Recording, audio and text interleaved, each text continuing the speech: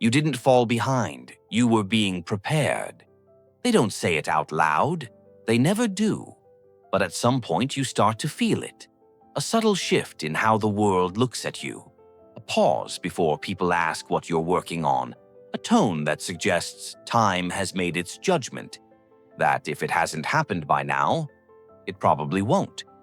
That if you didn't rise early, didn't break through fast, didn't arrive when everyone else seemed to, then maybe this is all there is. You scroll. You watch younger faces rise quickly. New names appear overnight. And somewhere deep inside, a quiet question forms. Did I miss my moment? You don't say it, but it echoes every time someone your age announces success. Every time the future feels smaller than it used to. There is a kind of shame that doesn't shout.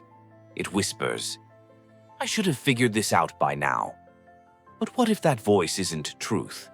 What if it's conditioning? What if you're not late at all? What if you were being prepared for something that couldn't happen earlier? There is a belief so deeply embedded in modern life that most people never question it. It says your value peaks early, that your best work belongs to youth, that ambition has an expiration date. We don't hear it as an insult. We hear it as realism. But realism isn't neutral. It's taught. Look around. Job descriptions coded for fresh energy. Media obsessed with prodigies. A culture that confuses visibility with worth.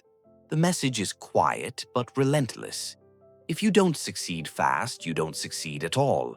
And over time, that message becomes internal law.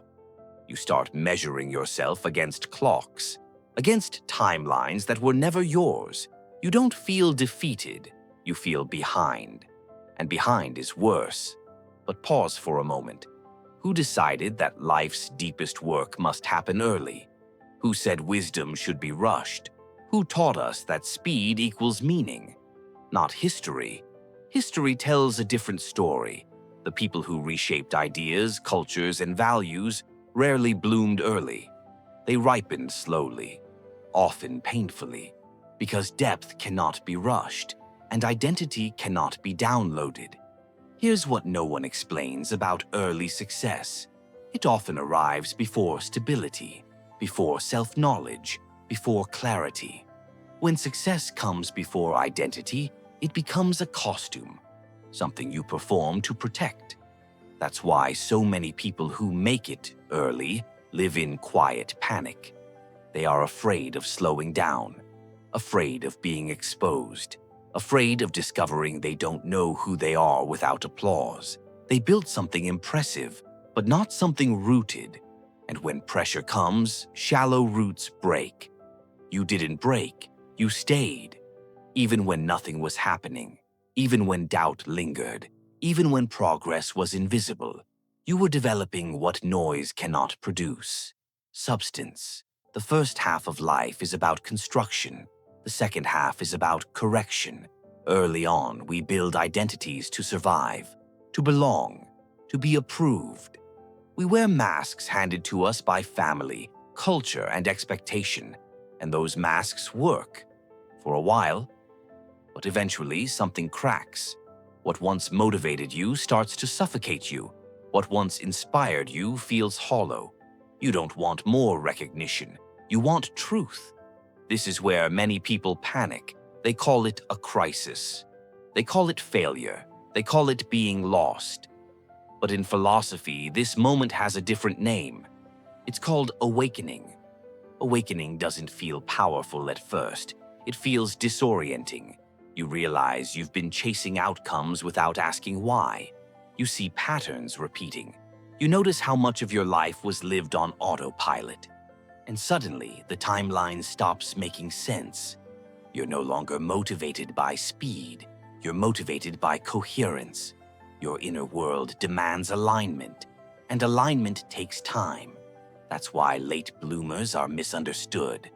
From the outside, it looks like delay. From the inside, it's refinement. You've lived long enough to see what doesn't last.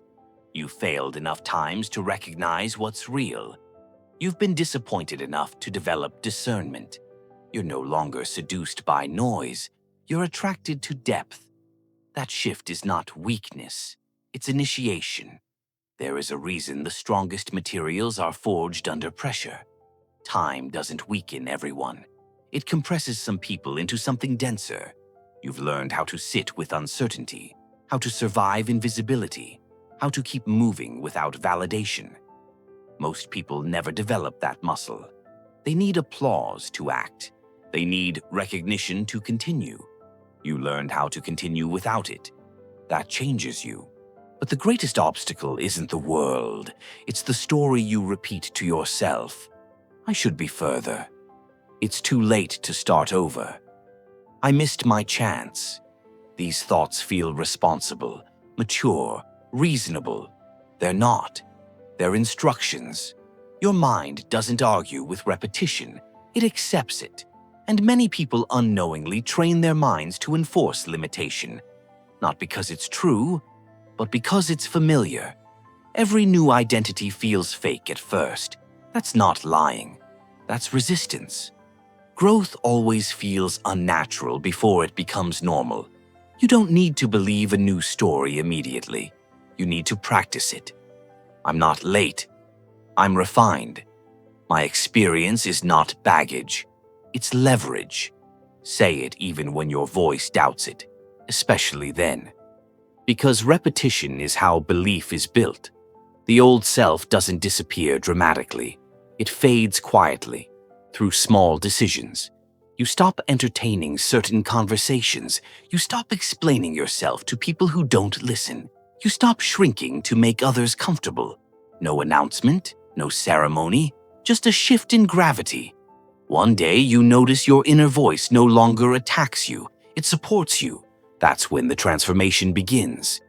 But here's the truth most people avoid. You cannot evolve in the same environment that taught you to doubt yourself. Environment shapes identity faster than willpower ever could. The jokes you tolerate, the pessimism you absorb, the nostalgia you revisit. None of it is neutral. Comfort programs you. Growth requires curation, not isolation, discernment. You don't need to abandon everyone. You need to protect what's emerging. Because new identities are fragile at first, nostalgia is especially dangerous. It pretends to be warmth. But it anchors you to a version of yourself that no longer exists. You don't miss the past. You miss the hope you once had. That hope didn't belong to youth. It belonged to belief. And belief is still available.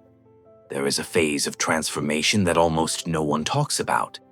The middle, where the old identity is gone but the new one hasn't fully formed.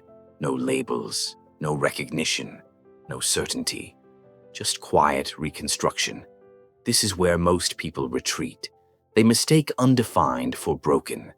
But in reality, this is where roots grow, deep enough to support what's coming.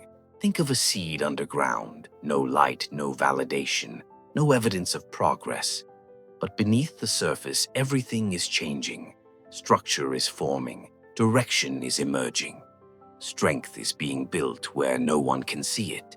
That's not stagnation. That's preparation. The world is loud right now. Everyone is broadcasting. Everyone is rushing. Everyone is trying to be seen. But the world isn't getting wiser. It's getting noisier. And that's exactly why late bloomers matter. They don't chase attention. They carry perspective. They don't move quickly. They move intentionally. They don't seek trends. They build foundations. Late bloomers don't compete. They correct. They bring depth to a culture addicted to speed. They bring meaning to systems obsessed with metrics. They've already been stripped of illusion. They know what doesn't last, and that knowledge makes them dangerous in the best way. So if you're quiet right now, if progress feels invisible, if it seems like nothing is happening, good. That silence is working on you. That pressure is shaping you. You are not late. You are being prepared for work that requires maturity, not urgency. And when you finally step forward, you won't announce it. You won't need to. Your presence will shift the room. Because those who endure the silence always return transformed, not louder, unavoidable.